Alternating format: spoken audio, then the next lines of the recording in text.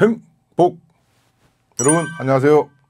오늘 장군이 전하는 사연은 구독자 홍수모 님이 보내주신 펀치볼 야간 근무 추억입니다. 1982년 당시 논산훈련소 영장을 받으면 행정병으로, 의정부나 춘천 보충대 영장을 받으면 사단 신병교육대 훈련 후 힘든 일빵빵 소총수로 분류되니 누구나 논산훈련소로 입영이 되길 희망했었습니다. 그런 가운데 춘천 103 보충대가 떡하니 찍힌 영장이 나와 지지리도 복이 없다고 생각하는 저의 입대 환송 술자리에서 친구들은 잘하면은 동경사로 갈 수 있고 그것은 해안가라 편하다 하면서 신락 같은 위로의 말로 희망을 주었습니다. 그리고 당시 유행했던 최백호의 이병전야, 아쉬운 밤 흐뭇한 밤 뽀얀 담배 연기, 이거를 친구들과 연신 불러젖히며 고향 제방뚝을 걸었던 기억이 벌써 40년이 지났군요. 오늘 사연 보내신 주인공이 제 친구 동생분이라 어느 제방뚝인지 제가 그림이 그려집니다. 춘천 103 보충대를 거쳐 몇 달 전 학과 친구들과 놀러 갔던 소양강댐에서 입소 동기들과 같이 배를 타고 하염없이 소양강을 거슬러 올라 마침내 내린 곳, 동경사는커녕 인제가 하면 언제 오나 온통해서 못 살겠네 라는 바로 그곳이었습니다. 뭔가 앞날에 불길한 생각이 엄습하는 가운데 사회에 있을 때는 별 관심도 두지 않았던 병장이라는 작대기 4개 달린 모자를 쓴 기관병이 그저 부러웠고, 그 병장 모자를 쓴 묵직한 모습이 우리를 압도했습니다. 60 트럭을 타고 끝없이 먼지를 뒤집어 쓰면서 북쪽으로 1시간, 드디어 신병교육대에 도착해서 내리자마자 저승사자와 같은 눈빛과 악마와 같은 조교들의 뜬금없는 목소리, 앞으로 지침 뒤로 지침, 앞으로 굴러 뒤로 굴러 동작 봐라, 뭐뭐뭐 박아, 이러길 1시간. 지옥이 따라왔구나. 아마 요즘 이렇게 하면은 바로 난리가 나죠. 당시는 그것이 이제 통가 의례라고 잘못 알고 있었지만요. 자, 그렇게 먼지와 땀범벅이 되어 맞이한 첫 점심시간, 아버지 세대로부터 사용했을 법한 녹색 식판, 바로 전 메뉴가 고깃국이었는지 붉고 허연 기름 자국이 그대로 남아있는 그곳에 음식을 받고 조교들의 식사군기 확립이라는 난리 속에 한 3숟가락을 먹었나요? 갑자기 동작 그만, 입안에 음식물 제거, 1초 후에 식탁의 오물 제거, 또 1초 후에 식사 끝! 그러면 우리는 감사히 먹었습니다 라는 말을 해야 했죠. 목소리가 작다며 다시 조교가 식사 끝 하면 미처 입안에 음식물을 삼키지 못한 훈련병의 원기왕성한 목소리와 함께 입안의 밥알이 곡사포처럼 상대편 훈련병 얼굴에 날아가곤 했습니다. 그럼 다음 식사 때는 어떻겠습니까? 식사 시작과 동시에 허겁지겁 밥을 쑤셔 넣었지만 6주 내내 배가 고팠습니다. 그래도 국방부 시계는 흘러가고 무사히 6주 훈련을 마치고 다른 동기들은 여러 동기와 같이 배치받았지만 저는 홀로 더플백 메고 급식 차량 뒤에 타고 철책선을 가로질러 가길 1시간, 드디어 해발 1000m 산꼭대기 3대대 수색소대 소초에 내렸습니다. 최전방 GOP 남방 한계선 및 민간인 출입금지 지역의 수색과 매복이 주 업무라고 하였습니다.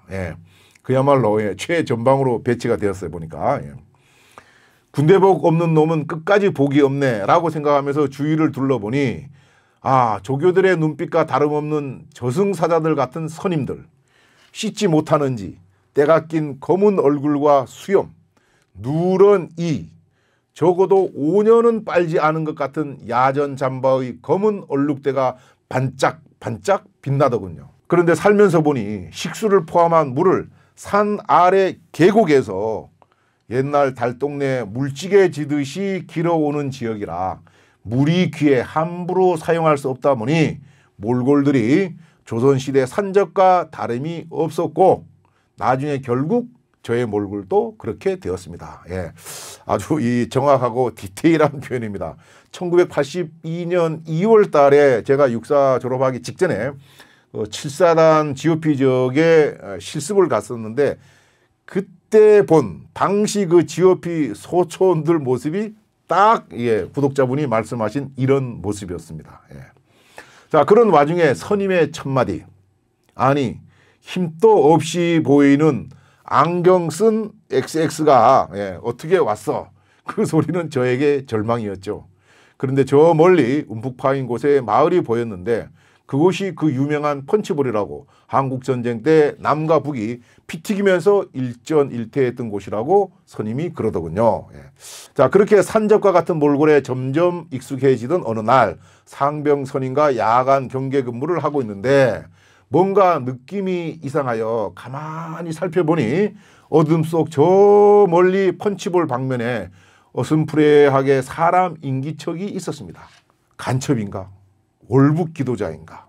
더욱 긴장하여 그쪽을 주시하기 시작하였는데 점점 다가오는 사람은 일단 군인이 아니고 분명히 민간인이었습니다.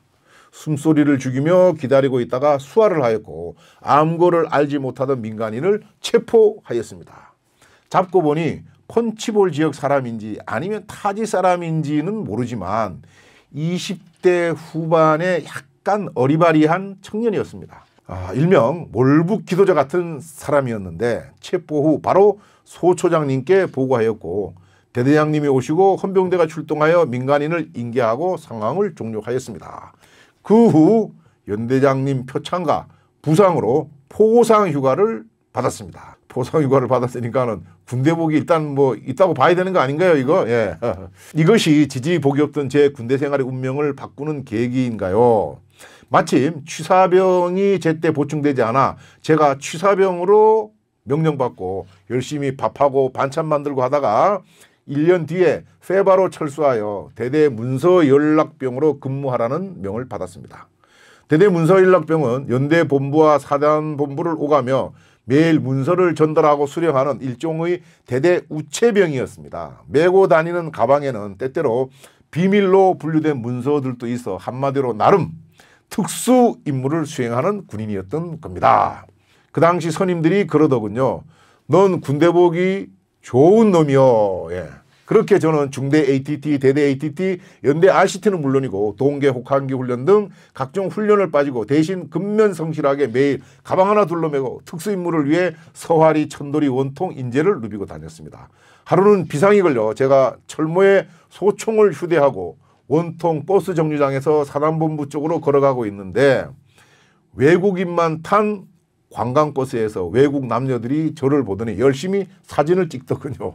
이 XX들이 왜 찍고 난리야 기분 나쁘게 라고 생각했는데 아마도 아직도 휴전 중인 대한민국 동부전선 오리지널 특수임무 그거 해놓으셨어요. 오리지널 특수임무를 수행하는 멋진 군인을 찍느라고 그랬다고 생각해 봅니다. 예. 당시 외국인들에게는 대단히 아주 특이한 모습이었을 것 같습니다. 예. 오늘 그 사연 주인공께서는 예, 일찍 글로벌한 인물이 되었었어요, 보니까. 예. 40여 년 지난 지금 생각하니 논산군번보다 제가 더 군대복이 있었군요. 피할 수 없는 운명이라면 피하지 말고 받아들여 그 속에서 행복을 찾으면 복이 주어진다고들 말하죠. 해발 1000m에서 보는 계곡들의 장엄한 운해와 눈 덮인 산하, 군가에 나오는 높은 산 깊은 골 적막한 산하 이런 황홀할 장면을 어디에서 볼 수 있겠습니까? 이런 복 다시 누리고 싶네요. 40년이 지났는데 언제 통일이 되어 볼 수 있을까요? 내 살아있을 때 통일되어 그곳이 개방되어 갈 수 있을까요? 저희 돌아가신 아버님도 1951년 학도병으로 전쟁 영웅 백선엽 장군의 백야전 전투사령부 휘하 8사단 소속으로 지리산 빨치산 토벌작전에 이어 원통 서아리 쪽으로 이동하여 그곳에서 40여 개월 군 복무를 마치고 제대하셨다고 합니다. 저희 형님도 원통 서아리 일대에서 군생활을 하여 저희 3부자가 모두 동부전선을 지킨 멋진 인연입니다. 아버님이 현재 제 나이 62세쯤일 때 전쟁이 끝난 지 29년밖에 지나지 않았더군요. 40여 년 지난 제가 이렇게 군생활이 또렷이 기억나는데 하물며 30년 채 지나지 않은 6.25 전쟁은 아버님께 생생하였겠다는 생각이 듭니다.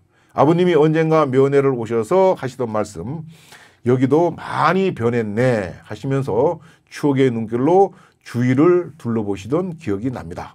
다시 한번 이렇게 기억과 추억의 기회를 주신 고장군님 감사합니다. 오늘 3부작께서 군생활을 한 원통 서아리에서의 에피소드를 보내주신 홍순모 구독자님께 감사드리며 여러분들의 많은 사연 기다리겠습니다.